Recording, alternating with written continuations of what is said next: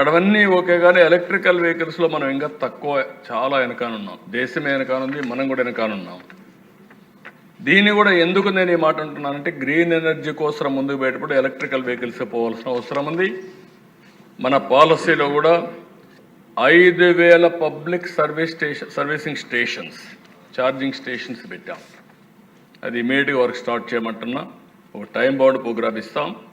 30 కిలోమీటర్కి ఒక charging station, సిటీస్లో 3x3 కిలోమీటర్లకు ఒక ఛార్జింగ్ స్టేషన్ పెట్టి ఈ మొబిలిటీ కింద ఆల్ వెహికల్స్, ఏది స్కూటర్లు కానీ, మోటార్ బైక్లు కానీ, కార్లు కానీ, చిన్నవి కానీ, బస్సులు కానీ అన్నీ కూడా ఎలక్ట్రికల్ పోవాలని చెప్పి ఆలోచిస్తున్నాం. ఇది జరిగితే చాలా వరకు మీరు చూసినప్పుడు కార్బన్ ఫుట్ ప్రింట్ తగ్గే పరిస్థితి వస్తుంది, సస్టైనబుల్ ట్రాన్స్పోర్టేషన్ వస్తుంది. దీనివల్ల చాలా అడ్వాంటేజెస్ వచ్చే పరిస్థితి వస్తుంది. కాబట్టి దీనికి కూడా ముందుకు పోతున్నాం అని చెప్పి కూడా నేను మీకు తెలియజేస్తున్నా. అయితే ఆ దిశ ఇక్కడ ఒక చిన్న ఎక్సర్సైజ్ మేము చేశాం. ఆ ఎక్సర్సైజ్లో మీరు చూస్తే విజయవాడ నుంచి తిరుపతికి పోవాలంటే 437 కిలోమీటర్లు. ఊరికి రఫ్గా చేశారు. ఇప్పుడే కూర్చొని పెట్టి మా వాళ్ళ దగ్గర చేపించాను. దీన్ని 1 లీటర్ పెట్రోలు, డీజిల్ 89 కిలోమీటర్లు వస్తుంది. పెట్రోల్ 110 రూపాయలు, డీజిల్ 98 రూపాయలు, 55 లీటర్లు కావాలి. 55 లీటర్లు పెట్రోల్ కార్ అయితే 6,050, డీజిల్ కార్ అయితే 5,390 రూపాయలు. అంటే కిలోమీటర్కి 12 రూపాయలు అవుతుంది ఇదైతే.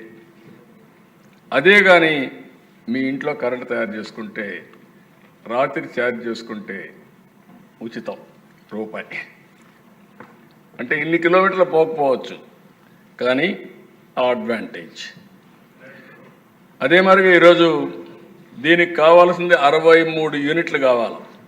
విజయవాడ తిరుపతి 63 × 7 కిలోమీటర్లు వేసుకుంటే 441 కిలోమీటర్లు వస్తుంది. ఓన్గా తయారు చేసుకుంటే చాలా తక్కువ, 1 రూపాయితో అయితే 12 రూపాయలతో అయిపోతుంది. లేదు కమర్షియల్ చేస్తే 3.5 టైమ్స్ ఎక్కువ అవుతుంది యాజ్ ఆన్ టుడే. దానికి చూస్తే కిలోమీటర్కి 3 రూపాయలు 50 పైసలు పడుతుంది. ఓవరాల్గా ఏ లెక్కన వేసుకున్నా electrical vehicles are cheaper, cost effective compare to petrol and diesel. కానీ ఇక్కడ ఒక ప్రాబ్లం కూడా ఉంది. ఆ ప్రాబ్లం ఏంటంటే, ప్రభుత్వానికి ఆదాయం వచ్చేది రెంట్లోనే, పెట్రోలు, డీజిల్, ఎక్సైజ్. అప్పుడు ఏం చేయాలనేది మనం ఆలోచించుకోవాల్సిన అవసరం ఉంది. అంటే సమర్థత పెరగాలి, ప్రజలపైన భారం తగ్గాలి, ఇద్దరికి కలిసి వెసులుబాటు రావాలి. మనం చేసే వెల్ఫేర్ని చేయాలి, వల్నరబుల్ సెక్షన్స్ ఆదుకోవాలి. అదే సమయంలో ఎక్కడికక్కడ వాళ్ళకు కూడా వెసులుబాటు రావాలి. పవర్ అనేది మేజర్ ఇష్యూ అవుతుంది భవిష్యత్తులో, ఎన్విరాన్మెంట్ సస్టైనబిలిటీ కానీ ఇవన్నీ. అందుకే అధ్యక్ష ఈరోజు మీ అందరి ముందర పెడుతున్నా 160 గిగావాట్ల పవర్.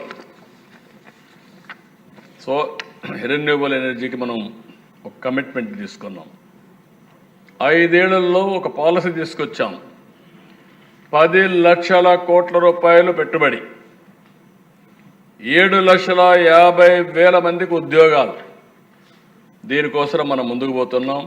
ఇందులో బ్రేకప్ కూడా చూస్తే 72.6 గిగావాట్ల రెన్యూవబుల్ ఎనర్జీ, 40 దాంట్లో కూడా బ్రేకప్ మళ్ళీ 40 GW solar, 20 GW wind, 12 GW pumped storage, 0.6 GW bio energy.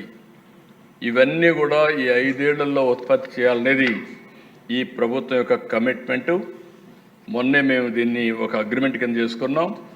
ఇప్పటి వరకు మీరు చూస్తే 5,19,000 కోట్ల రూపాయల పెట్టుబడులు వచ్చాయి.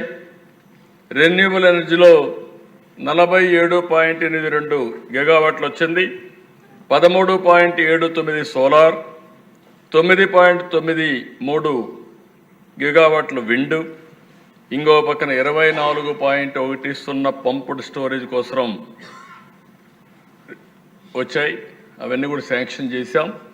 దీనివల్ల 3,70,000 మందికి ఉద్యోగాలు వస్తాయి.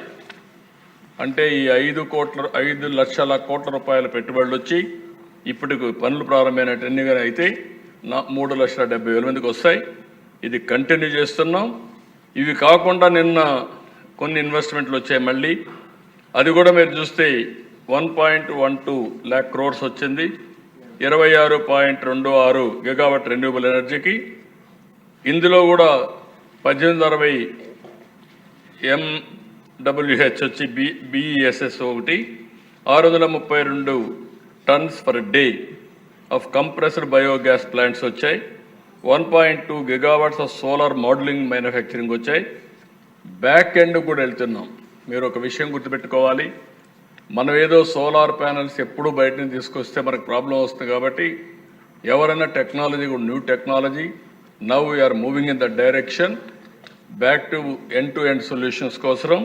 అందుకనే ఇక్కడ మాడ్యూల్ మ్యానుఫ్యాక్చరింగ్ కూడా వెళ్తున్నాం. ఇవన్నీ కానీ వస్తే ఇది ఒక 50,000 ఉద్యోగాలు వస్తాయి. కాబట్టి 10 లక్షల కోట్లు పవర్ సెక్టర్లో ఇన్వెస్ట్మెంట్ అనేది పెద్ద కష్టం కాదు. ఒక్క రెన్యూబుల్ ఎనర్జీ 10 లక్షల కోట్లు పెట్టుబడులు వస్తాయని మరొక్కసారి ఈ అసెంబ్లీలో ఘంటాపరంగా నేను చెప్పగలుగుతున్నా. That is the confidence you have given. Hydro power project ఏదైతే పోలవరం అది కంప్లీట్ చేస్తాం, ఫాస్ట్ ట్రాక్లో పెడుతున్నాం. ఇది కాకుండా ఇంకొక పక్కన చూసినప్పుడు కృష్ణపట్నం స్టెబిలైజ్ చేస్తున్నాం. VTPS కమెన్స్ చేసాం, అది కూడా ముందుకు పోయే పరిస్థితి వస్తుంది.